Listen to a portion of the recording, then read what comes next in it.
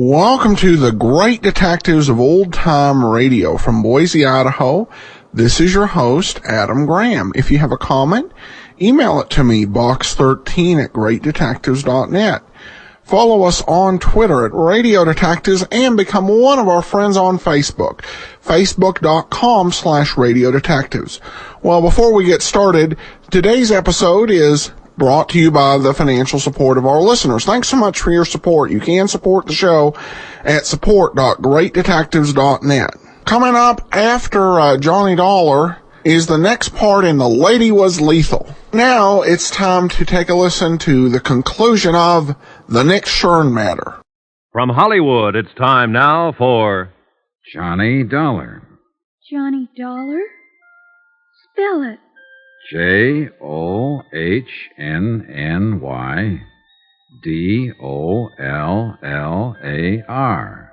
That's not right.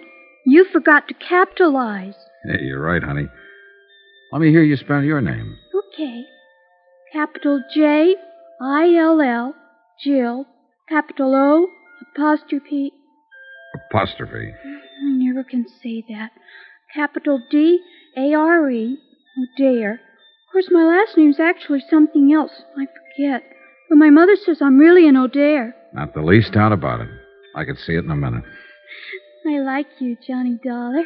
And I kind of like you, too, Jill O'Dare. You think my mother's pretty? I think she's lovely. Then why don't you get married to her so I can have a daddy? Well, that's, certainly something to think about. And, not a bad idea. Now, be quiet before you wake her up. I'm already awake, and with a plot like that being hatched, I think I'd better stay awake. Is there coffee, Johnny?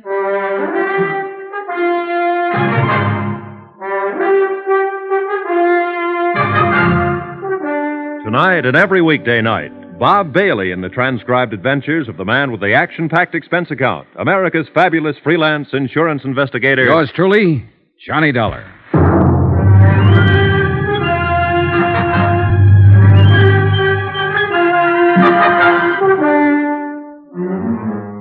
From Special Investigator Johnny Dollar, location a small cabin in the timber outside Branbury, Michigan, to the Home Office Tri-Mutual Insurance Limited, Hartford, Connecticut. Assignment, the Nick Shurn matter. Expense account, final page. Item 15, $1 million for a certain feeling. I realize, of course, that the amount of this item is somewhat unusual. It may be cause for mild criticism by your accounting department, unless the accompanying report includes an adequate and detailed explanation. Therefore, to avoid unnecessary correspondence and delay, I am attaching said explanation herewith. Here's your coffee, Kathy. Thanks. How long did I sleep, Johnny? Oh, a couple of hours. It's around 4 in the morning. The storm hasn't let up at all, has it? Oh, it's worse, if anything. Jill, honey, it's 4 o'clock in the morning and your eyes are just about to fall out. Now you go back there and go to sleep. Do I have to, Mommy? You have to. Run along now. Mr. Johnny Dollar and me were having a lot of fun till you woke up. Well, that's life, sweetie. Night now. Good night, Jill. Good night. Proud of her? I'm crazy about her. That's what you mean. She's a great little girl. She's the only thing I ever did in my whole life that turned out right. That bad, huh? Johnny, it's no good. I know why you're here. I know what you expect from me, and the answer's no. You're jumping the gun. I haven't asked you anything. You will. You haven't done all this for nothing. You're going to ask me to come back to New York and testify against Nick Shurn. I might ask you to tell the truth. Is that just another way of wording it? I didn't see anything, hear anything. I don't know anything about it, and I have nothing to say. So Nick Shurn gets away with another murder. Wouldn't know anything about that. And sooner or later, of course, he'll kill you, too. He sent Benny Stark out to do it, and Benny missed. But he's got other boys, or he might even handle the job himself. Why? By now he ought to know that I'm not going to tell. But there's always that chance you might change your mind. And Nick's a gambler, but he likes the odds on his side. He doesn't take chances. Whenever he can, he stacks the deck. I wish I could help you, Johnny. But I don't know anything about it. I left before it happened. How long have you worked for Nick Shurn? Known him? 2 years. I'm not wide-eyed about him, Johnny. I've heard what he's been, what he may even still be, a gangster, hoodlum, racketeer, but that's none of my business. The club was legitimate, and my job there was on the level, and he never got out of line once. And no doubt he's always been kind to his mother and loves dogs and children. I wouldn't know, except children. He's crazy about them. He was always buying something for Jill, asking about her. And he also shot and killed Mel Pryker. I couldn't say. I see. Well, you're letting a lot of people down. People here in Branbury that you grew up with, people that love you, your father, Dan Martin. What have they got to do with it? You know, it's a great country up here. I'd like to spend more time in it. And it's big country, big and beautiful and dangerous. Like that blizzard outside there. It's not the kind of country that turns out cowards. Cowards? Your father said something yesterday. That some people belong in cities and some don't. And that you're one of the second kind. He was right. The city's made a coward of you. You don't understand. And they know it. Old Mike, Dan, all of them. Of course, they'll never mention it. But you're letting them down, and they know it. And you know it, Kathy. They don't have a daughter to think of. It's not her fear we're talking about. It's yours. All right, I'm scared. I've got reason to be. It's easy for you to talk. You don't know what fear is, what it can do to you. I don't. It can push you and drive you and make you do things you hate yourself for. And it can destroy you. How would you know? How would any of them know? Who haven't felt it, who haven't been there. Kathy, you're not alone. We've all been there. It's not the fear that's important. It's the courage you bring up to fight it. I've tried. I've nearly gotten crazy trying to think it out. But it always comes back to one thing. Jill. She's what counts. Nothing else matters. And if you love her, teach her to grow up without fear. Sacrifice anything if you have to, even your life, but teach her courage. There's nothing greater you could do for her. It's all right, Kathy. It's all right. It's all right. I knew what was right, Johnny. I knew all the time. Sure. Of course you did. All you needed was a little push. Want to tell me about it now? I was there at the club that night. When it happened, I stayed after closing. I had some presents for Jill, and I wanted to wrap them before I took them home. Nick and Mel Pryker were upstairs in the office. Nick was there? Yes. I could hear them arguing. They didn't know I'd stayed, and then...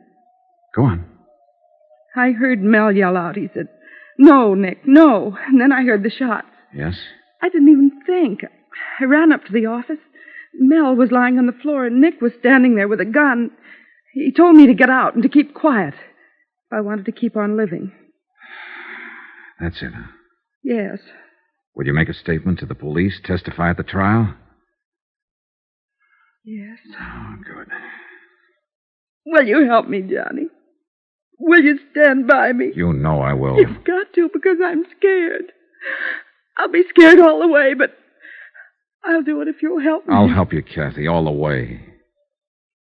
Why don't you curl up here and get some sleep? Come on.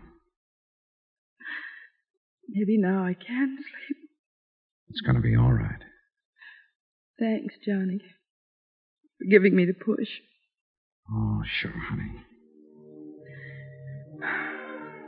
You know something, Johnny? I'm with Jill. I like you, too. She went to sleep with her face against my chest. And after a while, little Jill came tiptoeing in and curled up on the other side. And I sat there holding them both, thinking and waiting for the dawn. So that's what I mean about $1 million feeling. True, it wasn't my little girl, or my big girl either. But for the moment at least, well, that item still goes. I'll still tag that feeling at $1 million. And I was sorry when the storm was over and a rescue party came out from town. Because I felt I'd had one moment in a lifetime that I'd never find again. Good King Wenceslas looked down on the feast of Stephen when the snow lay round about. The big event of the year in Branbury was the Christmas Eve show in the town hall. There was music and a pageant and singing, and everybody took part in it, from the youngest kid in town to the toughest old grizzled lumberjack from the back hills. Jill was in the children's chorus, and old Mike was to operate the spotlight, so they went on ahead. I took Kathy. And since she wasn't quite ready to face people yet, we made a point of getting there late. I didn't care when we got there, as long as I was with her. We slipped in quietly and took seats at the back of the room. The string group from the high school orchestra was playing, and no one noticed us. Not even old Mike, Kathy's father, who was working the spotlights. I hope Jill does all right. She hasn't had any time to practice with Oh, us. she'll do all right. We'd been there about 10 minutes when somebody else came in and slid into the one seat between us and the door. I didn't look around until I felt Kathy stiffen beside me. Oh, no. It was Nick Shurn. Nobody gets excited now or makes any sudden moves. We just sit here quiet like. He slid his hand over to feel inside my coat under my arm. Now backing around, huh? Perfect. I'd left my gun at Kathy's house. Old Mike had been dubious about it, but with Benny dead, I'd seen no reason to carry it. And after all, it was Christmas Eve. All right, now we're going to ease out of here now without attracting no attention from anybody. You're crazy, Nick. You're Shut crazy. up and just don't forget one thing, Dollar. I'm not holding this gun on you. It's aimed right at the middle of Kathy's back. Let's go. Johnny. No choice, Kathy. Come on. The back of the room was dark. Nobody paid any attention. Somebody was always leaving or coming back in.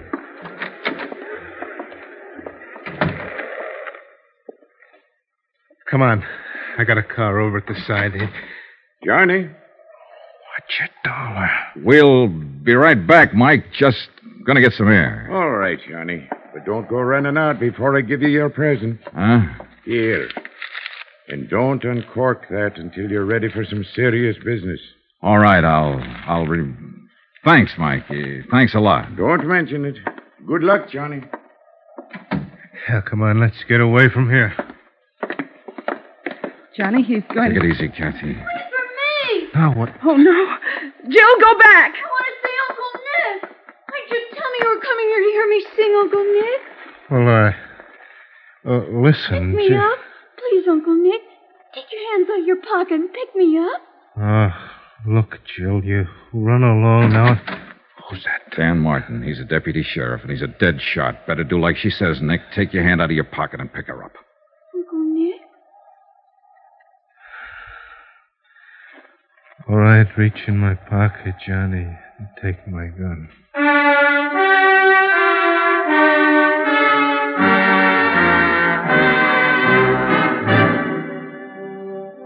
Later, Kathy and I walked around outside. We could still hear the children's chorus singing inside. Jill saved our lives tonight. No, she saved Nick's life. What do you mean? That present your father gave me, up there at the spotlights. He could see what was happening, and he thought real fast. That present was a gun. Then you... I had Nick covered from the time we stepped off the porch. I'm glad he didn't move. I'm glad it happened like it did. Yeah, so am I. I thought we'd never see those stars up there again. You kept hold of yourself, Kathy. You showed a lot of courage. No. But maybe I can learn to show it. I was just thinking, Johnny, looking at the stars up there. There was fear in the world then, 2,000 years ago. And he had courage.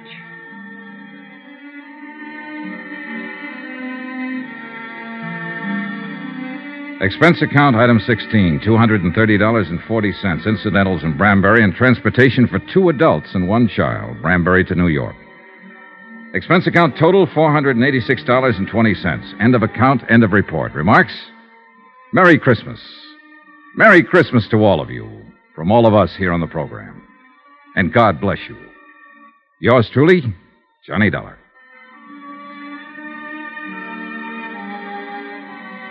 Yours truly, Johnny Dollar, starring Bob Bailey, is transcribed in Hollywood. Written by Les Crutchfield, it is produced and directed by Jack Johnstone. Heard in this week's cast were Virginia Gregg, Peggy Weber, Don Diamond, Ben Wright, Jack Crucian, Barney Phillips, Sam Edwards, and Ken Christie. Musical supervision by Amerigo Marino. Be sure to join us on Monday night, same time and station, for another exciting story of yours truly, Johnny Dollar. Roy Rowan speaking.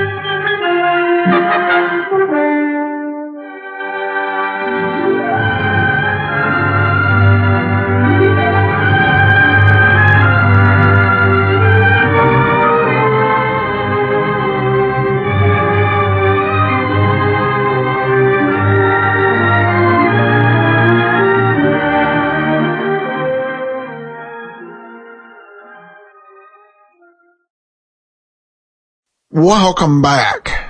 This is just a wonderful Christmas episode. And great job by Bob Bailey and a great job by Les Crutchfield in writing this. This is, the overall plot is not something that easily lends itself to a Christmas story, but they make it work with the focus on courage as well as just the warmth of home and family. That is actually our last Christmas special of 2013. If you want to hear more, you can check out The War, where we've had Christmas specials running since Monday and will continue through Christmas Day. That's over at thewar.greatdetectives.net. Well, now for something completely different. The Lady Was Lethal, Part 2.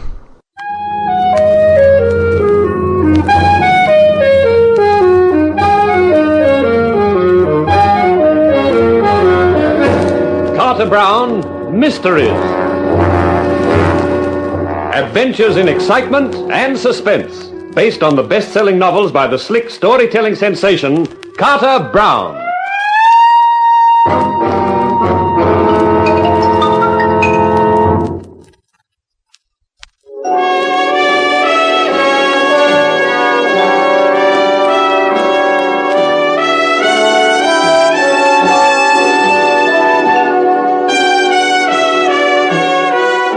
Any person in the private eye profession runs the risk of sudden death.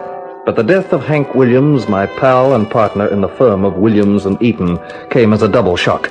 Because Hank had wired me that he was onto something big. And when I got back, it was too late to ask him what it was. Also, Hank was a guy who never put anything on paper, so I had nothing to give me a lead. But I found that it involved a muscular male named Tiny Laven and a mean mobster called Babyface Brill. It also seemed to involve the singer at the blues club, a girl named Chili, who was anything but. You're the man who sent the waiter with the message? That's right. You wanted to talk to me about Hank Williams? Yes, he was my partner. I'm Johnny Eaton. Glad to know you, Johnny. I'm even gladder to know you. Oh? Why? Look in your mirror, for a couple of good reasons. Chili, you knew Hank, didn't you? Uh-huh. When did you last see him? 2, maybe 3 days ago. I'm not sure. Why? Nothing's happened to him, has it? Only one thing. He's dead. No. Oh, that's not true. It can't be. I'm afraid it can, and it is. This afternoon. Poor Hank. He wouldn't listen to me. I told him it was dangerous. What was? Oh, whatever he was doing. He kept telling me he was onto something big, that he was saving it for his partner, but I knew it was dangerous by the way he talked. Dangerous enough to kill him. Do you know a guy named Laven, Tiny Laven? I've heard the name somewhere. Comes into this club, they tell me. Big guy, smokes cigars. I think I know who you mean. What about him? I think he had something to do with it, that's all. I liked Hank. He was a nice guy. Anything I can do to help Johnny, I'll do. Thanks. Come in. Julie, I heard that... Oh, sorry, I thought you were on your own. Oh, it's okay. This is Johnny Eaton. He's Hank Williams' partner. You remember Hank? Sure, the private dick. This is Hal Waltham, Johnny. He owns the Blues Club, which means he employs me. That makes you a lucky guy, Waltham. And I know it. How's Hank? They're looking after him very well down at the morgue. You're joking. No, Hal. He was killed this afternoon. Well, of all the tough breaks... I was telling Johnny that anything I can do to help, I'll be only too glad. But Hank never talked about his work. No. Well, the same thing goes for me, Eden. Anything I can do, anything at all. Nice of you, Waltham. If there is anything, I'll look you both up. Particularly Chili. What she's got is worth looking at. I picked up a cab from outside the Blues Club and gave him the address of my apartment. When I put the key in the lock and opened the door, there was a light coming from the living room. Automatically, I reached for my gun. Then I remembered I wasn't carrying it. I moved into the living room and got a surprise. A beautiful blonde surprise with tear-filled eyes. Oh, I'm sorry, but I didn't know when you'd be back, and I just had to see you. Well, how flattering can a blonde be? You are Johnny Eaton, aren't you? Unless I've changed in the last 10 minutes. The superintendent of the building let me in here. I'm Helen Williams. Hank's sister. But you're in Kentucky. I wired you about Hank. That's why I came up. Got in an hour ago. The caretaker at Hank's apartment house sent me to the police. I saw Lieutenant Jorgensen. He told me what had happened. And then I came here.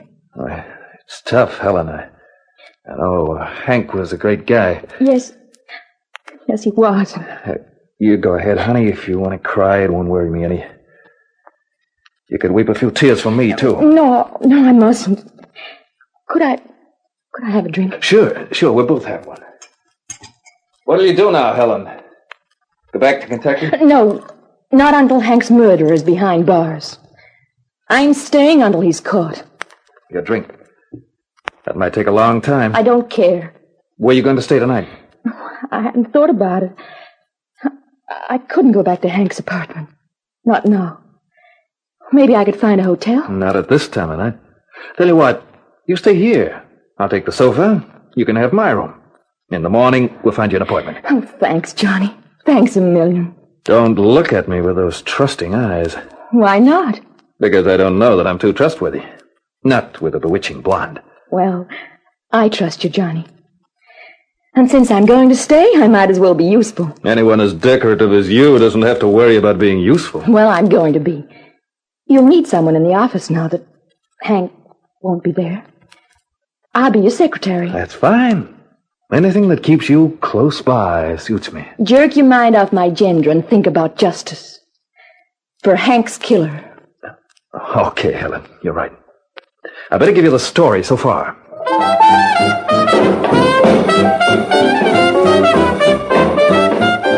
The next morning, while Helen was out arranging for Hank's funeral and then seeing about an apartment, I sat in my office waiting for the promised visit from Tiny Laven and Babyface Brill. My desk drawer was open, and the gun in it had the safety catch off.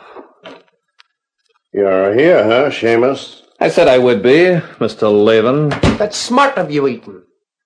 Real smart. Thanks. A compliment from Babyface Brill is really something. You know our names, huh? I get around. Well, here it is, Seamus. $40,000 is too high. 25 grand is the most the boss will pay. And who is the boss? Are you kidding? Okay. Sorry, Laven, the price stays where it is. Otherwise, it's no sale. You don't want to talk like that, Eden. No. You might wake up dead. Bumping me off still doesn't get you what you want. You won't find out where the stuff is from a corpse. Like I said before, we might be able to persuade you to tell us before you kick off. You know what the recipe for fried chicken says? First catch your bird. You won't be hard to take. Why don't we do it now? I get tired of listening to its voice. Just try it, Babyface. Me and this 38 are waiting. All ready for us, are you? Your partner Williams figured he was tough, too. We'll give you 24 hours to change your mind, Eaton. After that, Don't slam the door on your way out, boys. You fresh punk! Calm down, babyface. You'll have plenty of time to devote to Mr. Eaton 24 hours from now, if he doesn't wise up. Yeah. Take a tip, Eaton. Change your mind. Otherwise, I'll have fun changing your face.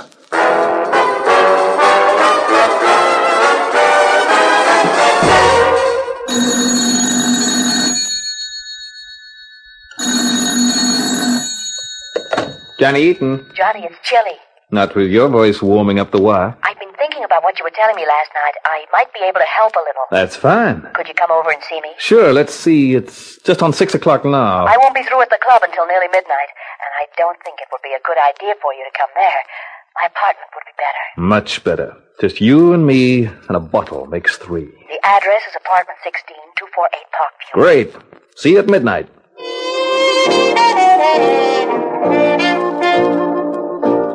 Midnight is the witching hour, they say. And Chilly at midnight was one wow of a witch. We sat side by side on the sectional sofa with the drinks handy, and I told Chilly all about Tiny Laban. You have no idea what this thing is that Laban wants? No, like I keep saying to people, Hank wasn't a guy to make notes. He carried it all in his head. I pulled the gag that I'd got it on Laban just to see the reaction. I don't suppose he'd believe me if I told him the truth. Probably not. And according to Laban, they searched the office and they must have searched Hank's apartment and they didn't find it. So what did Hank do with it? Whatever it is. You got me. I can't even begin to guess. I think I might be able to help you, Johnny. But you'd have to trust me. That's a song I've heard before. I lied a little last night. I know Laban quite well. And the other one, Babyface Brill. But I wasn't sure last night whose side you were on. Go on. I could help you, but you mustn't ask questions. Oh, I mustn't, huh? I like you, Johnny. I want to help you, but I can't help liking you as well, can I? It's the fatal Eaton charm. And every time a dame tells me it's working, I find I've lost my wallet later on. You're a cynical cat. I've been around a long time. Not around me. Still cynical, Johnny? I'm not sure how you describe the feeling, but I don't think cynical is the word. You were going to tell me about Laban. He and Brill are a couple of strong-arm men. I didn't think they were chartered accountants. They're tied in with the Blues Club. Huh? It really is a club, but its membership is secret. So that's what Hank was onto. I guess so. I thought it was just me. Who runs the place? Hal Waltham is the manager, but he's only paid. I don't know who really owns it. Laban gives the orders. Maybe Hank had some proof. Maybe that's why they murdered him. To stop him turning it over to the cops. Be your age, Johnny. A joint the size of the Blues doesn't exist without protection, which includes protection from the cops. Hank must have had something more than that. Anyway, why did he get so interested? Why would he stick his nose into a tough setup like the Blues? Ah, that's right. Sometimes I'm so dumb I can hardly believe it myself. Of course he had a client. Sure. So find his client, and you might get some idea of what he had that they want so badly. Yeah, it's a bright thought. Only thing is how do I find him? You should know. You're the detective. Who could that be at this hour? Well, it's not opportunity. That only knocks once. Oh, I guess I'd better go and find out.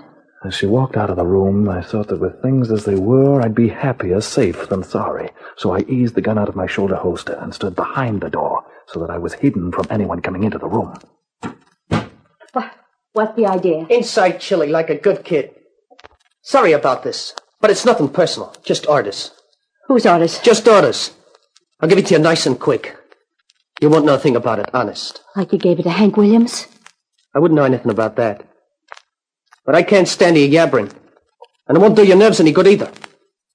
So long, Chilly. Nothing personal, you understand? Sure, she understands. What? Oh, Johnny, am I glad you were here. I believe you're as tough as they say. Babyface didn't seem to like you. Brill neither likes nor dislikes anybody. It's just a job as far as he's concerned. A job he's paid to do. The interesting thing is, who's paid him to rub you out? I don't know. Well, whoever it is, it's a sign they're getting scared, which means they might make a mistake. And when they do, I'll be right there.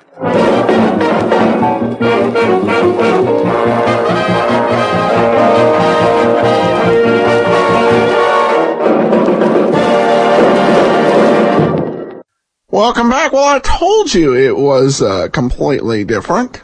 And I will give our hero one thing. He's certainly audacious. We have a good mystery on our hands, and we'll find out more about it next week in part 3. Now, listener comments and feedback from Scott, who says, I'm not sure how he does it, but Adam finds the best quality old-time radio programs, and that makes this podcast stand above all the other old-time radio podcasts.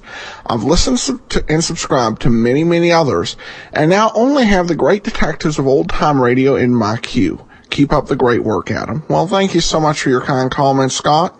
And I appreciate you listening to the show. All right, well, that will do it for today. Join us back here tomorrow with the lineup, and we'll be back on Monday with another Johnny Dollar serial. In the meantime, send your comments to box13@greatdetectives.net. Follow us on Twitter at Radio Detectives, and become one of our friends on Facebook.